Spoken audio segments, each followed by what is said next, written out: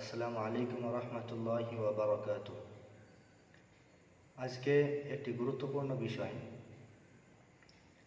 বিষয়টা হলো আমাদের সমাজে ব্যাপকভাবে একটি রিওয়াজ রসম ভরপুরভাবে চলতেছে।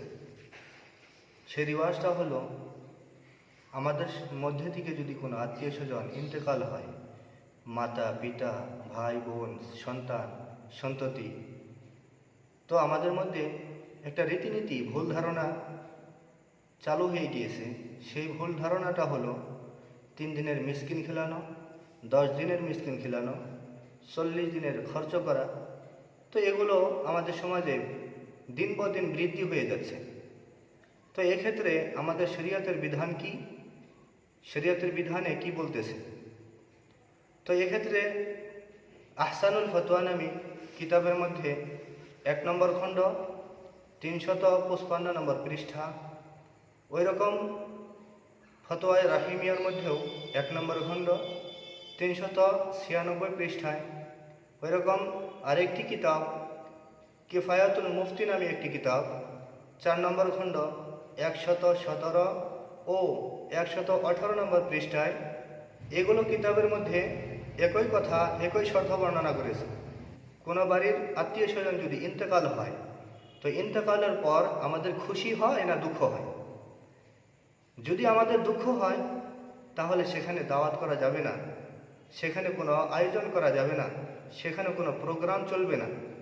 কিন্তু এক্ষেত্রে আমাদের যেটা ভুল ধারণা, যদি আমাদের আত্মীয় স্বজন কেউ ইন্তেকাল হয় তাহলে আমরা কি করি? ওখানে প্রোগ্রাম করি 3 দিনের, ওখানে প্রোগ্রাম করি 10 দিনের, ওখানে প্রোগ্রাম করি 40 দিনের, বহু ধরনের নানান ধরনের আয়োজন করি। তদ্রূপ এক্ষেত্রে আমাদের যেটা ইসলামিক বিধান, যে দুঃখের সময় কোনো দাওয়াত নেই, কোনো প্রোগ্রাম নেই। যদি আমাদের কেউ আত্মীয় স্বজন ইন্তেকাল হয়ে যায় তাহলে আমাদের কি হয়? দুঃখ হয়, আমাদের গমজাদা থাকে, দিলটা ভালো লাগে না। আমাদের কাছের মানুষ ইন্তেকাল হয়ে যায়, চিরবিদায় নিয়ে নেন, সেই খাতিরে এখানে দাওয়াত চলবে না। কিন্তু আমাদের যেটা রীতিনীতি, আমাদের যেটা কালচার আলাদা হয়ে যাচ্ছে, দিন বদিন বেড়ে যাচ্ছে। বাস একটি ভুল ধারণা যে লোকে কি বলবে। এক্ষেত্রে এই 3টি ফতোয়ার কিতাব আপনাদের সম্মুখে নাম বললাম, পৃষ্ঠা নাম্বার বললাম, খণ্ড নাম্বার বললাম।